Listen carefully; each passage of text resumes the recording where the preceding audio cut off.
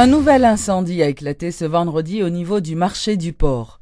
Ce sinistre, dont l'origine reste inconnue, a causé des dégâts matériels considérables selon des marchands. Rappelons qu'une bonne partie de ce marché avait déjà été ravagée par des flammes le 18 juin dernier. En moins d'un mois, le marché du port a connu 2 incendies. Le premier le 18 juin dernier et le second ce vendredi 13 juillet à minuit. Le feu a une nouvelle fois ravagé la totalité des marchandises et consumé les tôles qui servaient d'abri aux marchands. Dans ces entrepôts, on ne vendait que des vêtements, des souliers et des maillots. Tous ces produits sont partis en fumée, déplorent des commerçants et commerçantes qui ne savent à quel saint se vouer. Moi, je suis rad, je vends tennis, tout le bagage est brûlé là. Là, nous venons là, nous ne sommes pas rien. Moi-même, je suis là depuis 1h30. Nous venons là et sans. Nous pas contre cause du feu. Nous pas contre rien.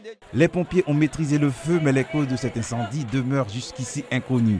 Les dirigeants doivent finalement mettre fin à ce genre d'actes criminels, selon des témoins. Car, disent-ils, c'est l'économie du pays qui souffre à chaque fois qu'un marché est incendié dans des circonstances non élucidées.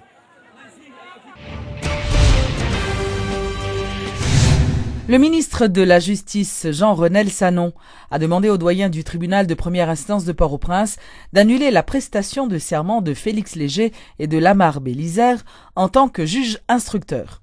Dans une correspondance au doyen Raymond Jean-Michel, le garde des Sceaux explique que sa décision vise à défendre la justice et la démocratie haïtienne. La requête du ministre de la Justice intervient 24 heures après l'audition du doyen par les membres du Conseil supérieur du pouvoir judiciaire, le CSPJ, et le porte-parole du CSPJ, Néhémie Joseph, a révélé que le magistrat avait reconnu ses errements en violant la circulaire du 4 juillet 2012. Signature ce vendredi d'un accord de coopération entre le ministre de la Justice, Jean-Renel Sanon, et le représentant spécial du secrétaire général de l'ONU en Haïti, Frédéric Bolduc, sur la promotion du marquage des armes à feu en Haïti. Selon le titulaire du ministère de la Justice, des matériels de marquage ont été octroyés à l'État haïtien par l'Organisation des États américains. Maître Jean-Renel Sanon indique que d'ici les prochains jours, toutes les armes circulant sur le territoire national n'ayant pas été marquées seront considérées comme étant illégales. Inscrit dans le cadre de l'engagement pris par l'Organisation des États américains de lutter contre la criminalité dans la région, cet accord de coopération sur la promotion du marquage des armes à feu sera mis en œuvre par la police nationale d'Haïti. En dépit du fait que le ministre de la Justice n'était pas en mesure de donner une date précise quant à l'application de cette opération, Jean-Renel Sanon parle néanmoins d'un pas important vers le renforcement de la PNH en matière de sécurité publique. En fait, ce projet de marquage des armes à feu est très bien accueilli par le gouvernement de la République. Ces machines reçues par la police nationale d'Haïti serviront dans la modernisation de l'institution et dans les efforts incessants du gouvernement pour mettre notre société à l'abri de la criminalité et de l'impunité. Le marquage des armes à feu, une nouvelle stratégie dans la lutte contre la criminalité en Haïti. Mais qu'en est-il de ce procédé? Quels en sont ses principaux avantages? Quelle catégorie de détenteurs d'armes à feu concerne-t-il?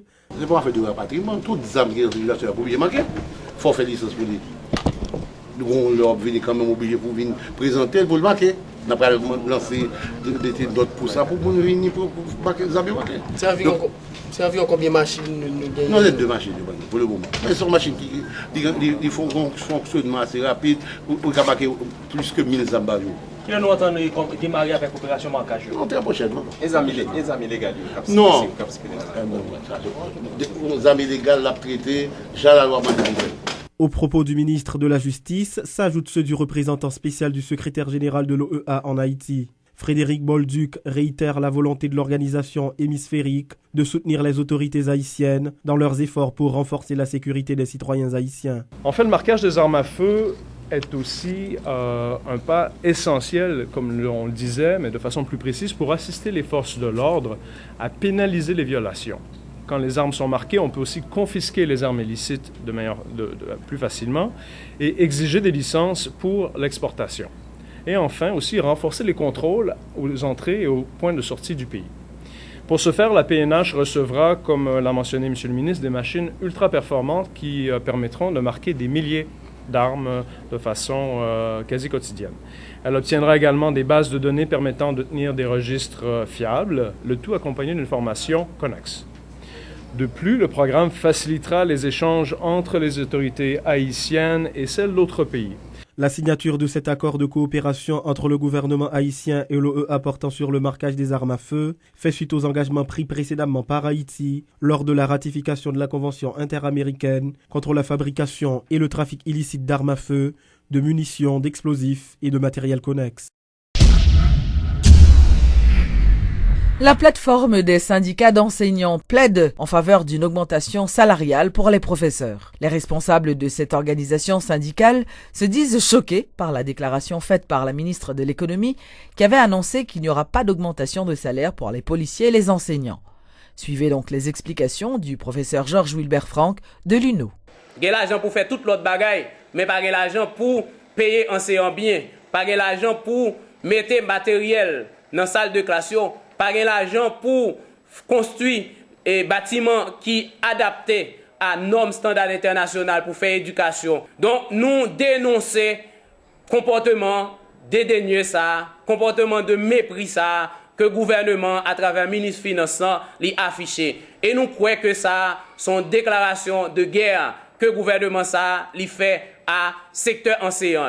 Nous-mêmes, nous disons, nous prenons à répondre. Ce n'est pas un investissement démagogique qu'a fait là, côté que y a bail l'école $90 sans yo pas tenir compte de qui ça qu'a fait dans l'école, tout bon vrai. Ce n'est pas un investissement dans l'affiche, dans la rue pour faire propagande que l'a demandé. N'a demandé investissement dans former professeurs.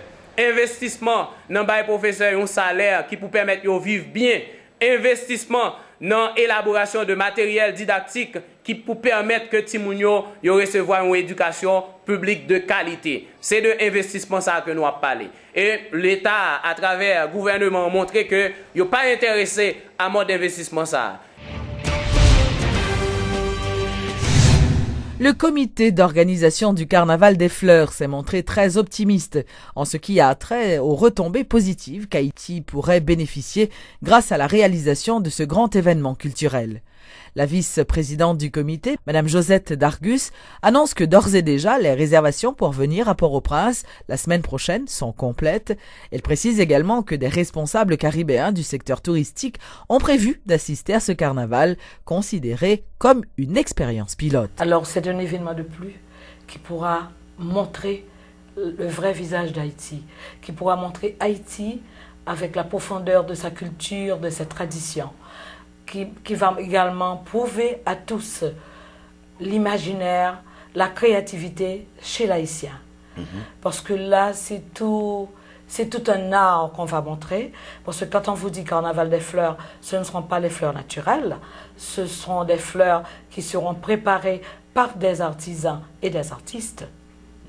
Et c'est cette mise en évidence qu'on va faire. Et ce ne seront pas seulement des fleurs. Vous allez avoir la nature, c'est tout l'environnement que vous allez avoir. Le consulat général d'Haïti à Miami prépare une activité. On aura des représentations de reines. Et par exemple, pour le carnaval Tichapo, ce groupe-là, Tichapo, va venir participer au carnaval. Nous avons le comité du carnaval de Guadeloupe, qui a aussi une délégation, qui sera dirigé par le vice-président du comité, qui est également le responsable de la sécurité du carnaval à Pointe-à-Pitre. Ils seront 4 à être à Port-au-Prince pour assister au carnaval des fleurs. Je dois vous dire que le secrétaire général de l'Organisation caribéenne du tourisme, qui a rang de ministre, M. Hugh Riley, il arrive le 28, c'est pour assister au carnaval des fleurs. Il y a vraiment une réponse tant des Haïtiens que des autres partenaires. Parce que Haïti est membre de l'Organisation caribéenne du tourisme. Et l'organisation sera représentée au plus haut niveau par le secrétaire général qui a rang de ministre. Certainement, on ne s'attend pas à une réplique. Ce n'est pas le carnaval traditionnel, mais c'est le carnaval, c'est la musique, ce sont les fleurs dont Mme Dargus a parlé. Donc ce sera un beau mariage et je reprends l'invitation que nous adressons aux Haïtiens du pays, des Haïtiens de l'extérieur. Venez, c'est l'été, c'est les fêtes. Et puis c'est la vie qui renaît au centre-ville avec ce carnaval.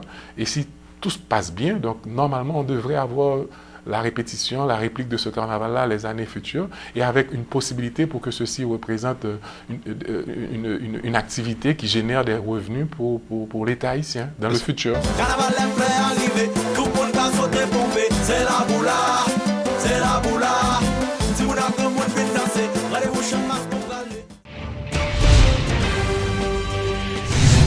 L'association professionnelle des artisans Tap-Tap Autobus haïtien a organisé la 2e édition du concours du plus confortable transport terrestre en Haïti ce vendredi 13 juillet sur le terrain Isuzu à Port-au-Prince. Une dizaine de Tap-Tap figuraient à ce concours. La finale se déroulera le 12 août dans les locaux du ministère de la Culture et de la Communication au Champ de Mars. L'association Apata a organisé pour la seconde fois le concours du plus élégant et confortable tap-tap de l'année. Parmi ces merveilles, on pourra noter le tap-tap de Bibliothèques sans frontières qui a été aménagé en bibliothèque mobile. Il sera amené à sillonner les rues de Port-au-Prince à la rencontre des enfants. Monsieur Ansner Petitbois, responsable de l'événement, souligne que ce concours a été initié dans le but de sensibiliser les chauffeurs de tap-tap sur l'état d'entretien de leur véhicule. Il n'est pas possible qu'on soit citoyen paysan ou monte tap-tap ou monter le chiré rado, de l'eau sale rado chiré, et tandis que c'est payé. Propriétaire pas responsable, l'État c'est premier responsable. C'est que je dis, ça permet que pour que tout l'État capable de mettre tête ensemble, surtout avec chef à la tête là, pour nous changer de transport, parce que nous ne sommes pas obligés de machine pour nous construire les gens le et puis ça c'est mon prix le il fait bout de course les gens le et puis passager payer non prix normal. C'est que ça il faut résoudre. Des machines inconfortables pour pas participer dans le concours. Si vous participez, il faut restaurer en retour pour passager bénéficier yon bagay parce que c'est poste chauffeur tout bénéficier, c'est poste propriétaire tout bénéficier, tandis que passager qui paye comme client, il manque un service, donc c'est des machines. Nous fait concours nous va montrer que des machines qui sont confortables. Gain qui très confortable, ça confortable yo, n'a fait au cas dans toilette, n'a climatisé pour yo, qui va permettre que on l'autre service à offrir dans la société. Nous vous donnons donc rendez-vous le 12 août pour la grande finale qui se tiendra sur le pavis du Champ de Mars, juste devant le ministère de la Culture et de la Communication.